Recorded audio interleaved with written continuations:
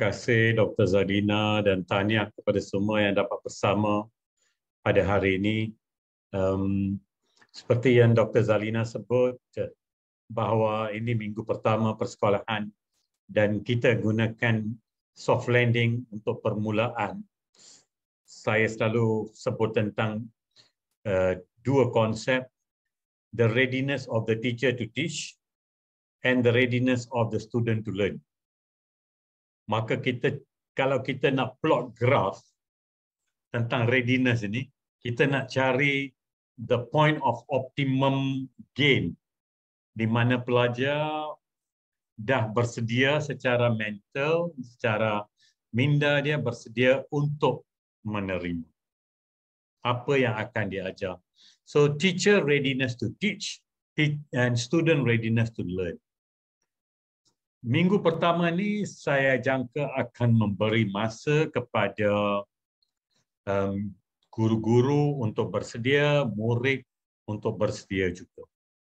Dan kita jangan sekali-kali anggap bahawa ini adalah satu pembaziran masa. Ini bukan pembaziran masa, ini adalah satu permulaan tacit, TACIT, tacit. And perkara ini sesuai dalam dunia yang penuh dengan situasi sosio-emosi yang berbeza. Kalau kita nak mengoptimumkan situasi sosio-emosi itu sebelum kita masuk ke aspek kognitif. Dan kalau tuan-tuan dan puan ingat pernah tajuk saya, Think Maslow Before Bloom. Sebelum nak masuk ke aspek kognitif, aspek akademik, biar kita tanya diri kita sejauh mana pelajar kita datang ke sekolah bukannya dengan perut yang kosong. Datang dengan sekolah, pelajar kita ada uniform. Datang ke sekolah, keadaan di rumah dia adalah menyokong kehadiran beliau di sekolah. Kerana zaman sekarang, kita sudah ada di fasa. Dulu kita sebut schooling, lepas itu kita dengar istilah homeschooling. Sekarang dan masa yang terdekat beberapa tahun lepas, kita dengar pula unschooling. Ada orang percaya kadang-kadang pelajar boleh belajar lebih banyak di luar sana daripada in school. Kalau schooling is not equal to learning. Kerana murid boleh datang ke sekolah, tapi mungkin dia tak belajar. So we must make sure, kita semua, schooling must equal to optimum learning as far as possible. Jangan-jangan schooling is not equal to learning. Artinya kadang-kadang berlaku murid hadir tapi tak belajar. Masa itu kita tertanya-tanya, kenapa dia datang ke tingkatan 1 dan dia tidak boleh membaca? Mengapakah dia boleh berlanjutan sampai ke tingkatan 5, dia tidak boleh membaca? Apa yang berlaku untuk 9 tahun, 10 tahun di sekolah? They went to school, but they never learned. So schooling is not equal to learning. But we always feel, including me, saya jangka satu masa dahulu, kalau budak pelajar pergi ke sekolah, anak-anak pergi ke sekolah, dia belajar. Ya, dia belajar. Dia belajar non-learning. Tajuk yang saya sampaikan 2 minggu yang lepas, non-learning. Non-learning itu apa? Cikgu tak ajar benda itu, tapi dia belajar. Dia belajar daripada cerita-cerita cikgu, dia belajar daripada rakan. Benda yang meresap masuk dalam minda dia adalah benda yang bukan hari itu, umpamanya yang nak ajar Pythagoras theorem tu tak masuk. Dia tanya di rumah, dia cerita tentang yang lain, cikgu cerita pasal seronok pergi ke pantai di Port Dickson. Itu dia ingat. That is non-learning. What was meant to be learned, yang sepatutnya objektif, learning outcomes itu tidak tercapai. Anyway, ada banyak perkara dalam pendidikan ini yang kita selalu, sebab itu sesi ini dipanggil reflect on. Kita tidak ada solutions for everything, but we must reflect on it.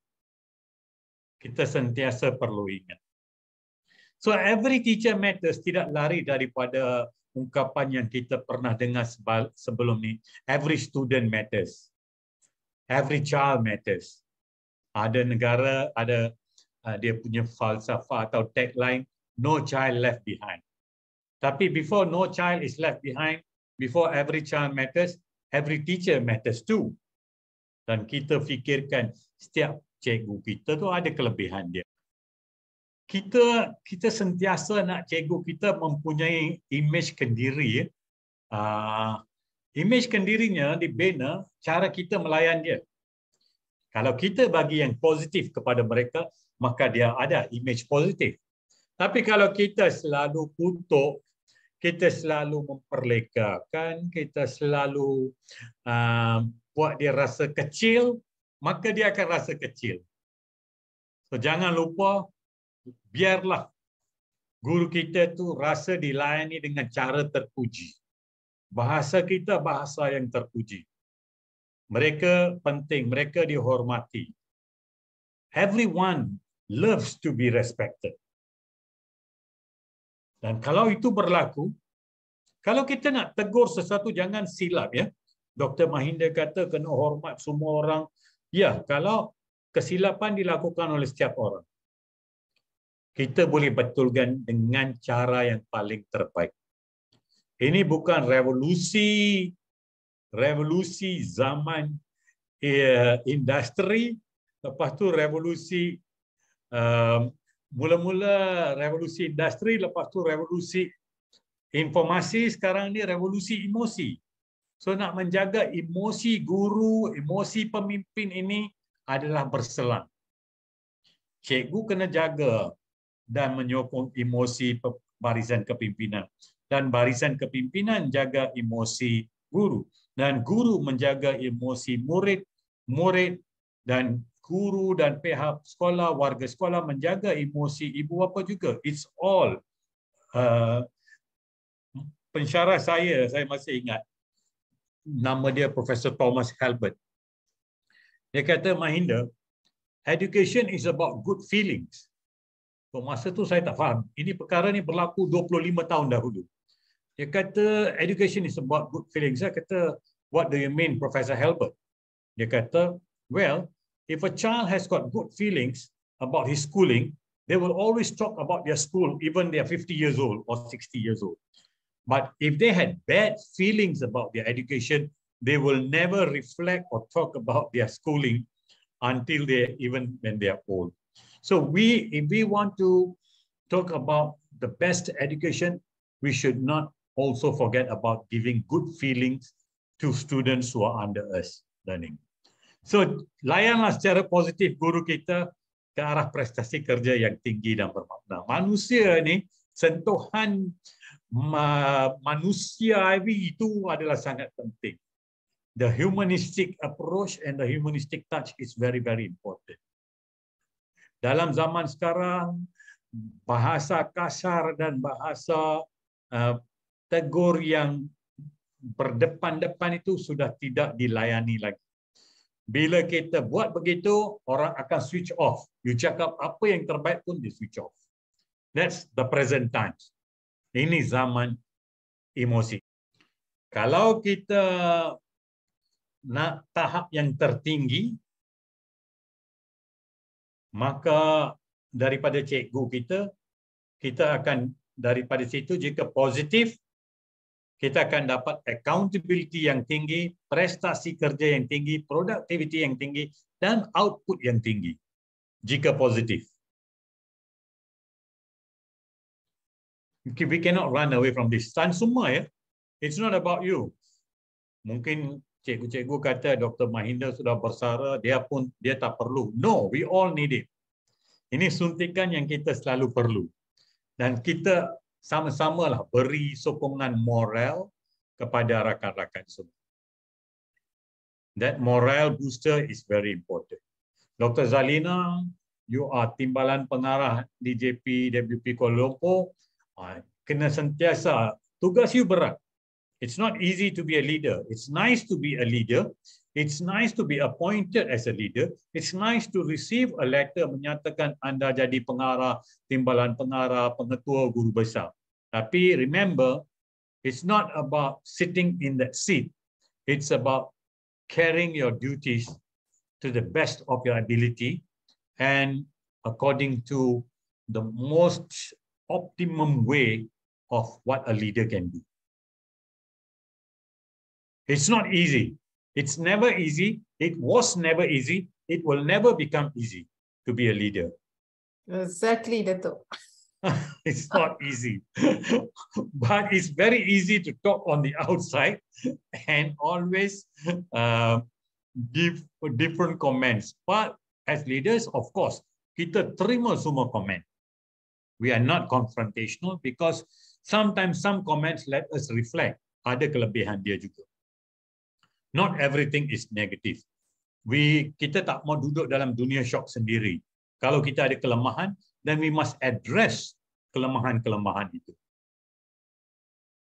Dalam my tagline, semasa bertugas dulu, we are good, but we can be better.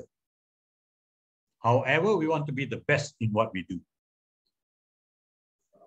Kalau saya di IPG Raja Melewa, I said, we want to be the best lecturers for our students. Boleh sampaikan ilmu yang terbaik.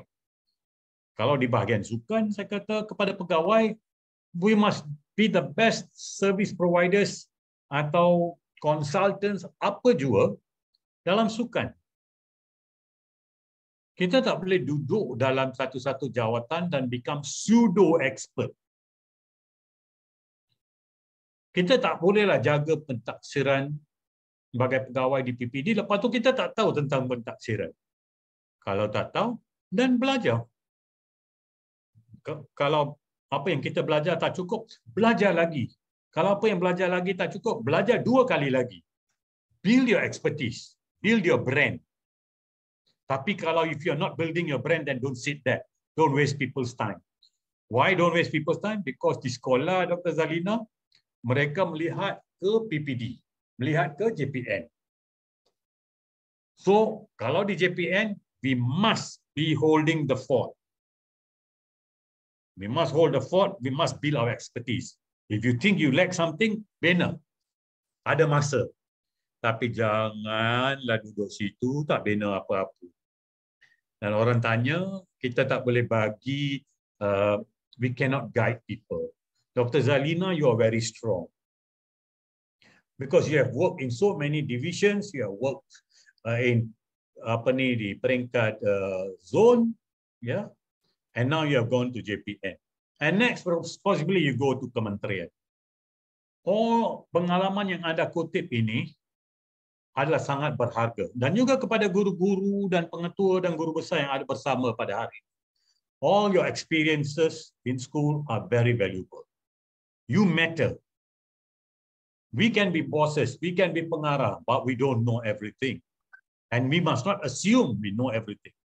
We must be realistic dengan diri kita. We also learn from our staff.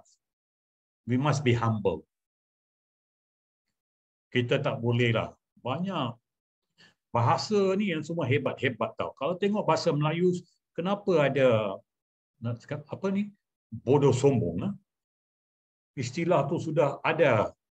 Apa itu? Bukan peribahasa tak? Saya pun dah lupa. Bodoh sombong tu apa, Zalina? Bukan perumpamaan. Perumpamaan. Betul perumpamaan. So, let's remember that. Setiap guru ada kehebatan niche dia sendiri. Ada yang memang hebat dari PDP. Tapi kita tak boleh lari daripada keterampilan generik yang diperlukan oleh setiap guru. You tak boleh kata, saya ni event manager yang baik. Nak mengajar murid ni saya tak pandai. No.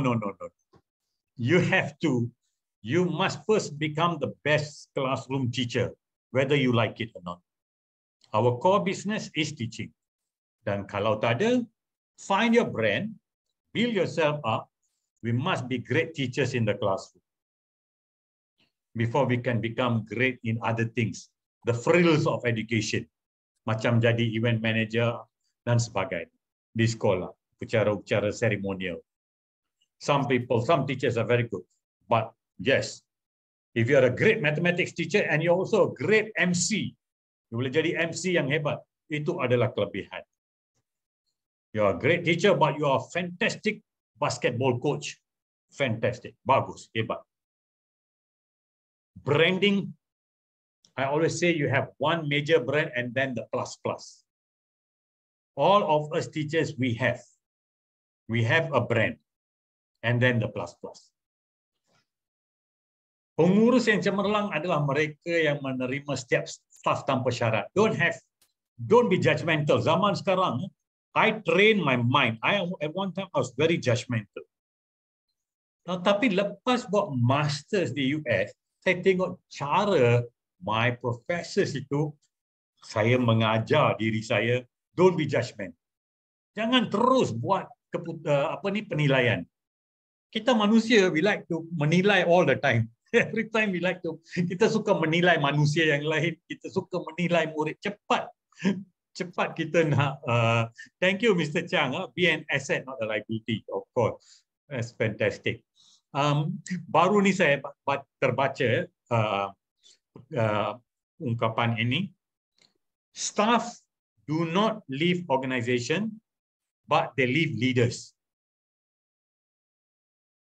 Saya ulang ya. Staff do not leave organizations, they leave leaders. Apa maksud? That's why this is sesi ini dipanggil reflect on. So you reflect on the statement. Kadang-kala cikgu pun minta tukar tu. Ramai tiba-tiba minta tukar. Bukan kerana mereka nak tinggalkan sekolah itu. Kadang-kala mereka tukar kerana pemimpin. Mesti ada sesuatu yang tak kena.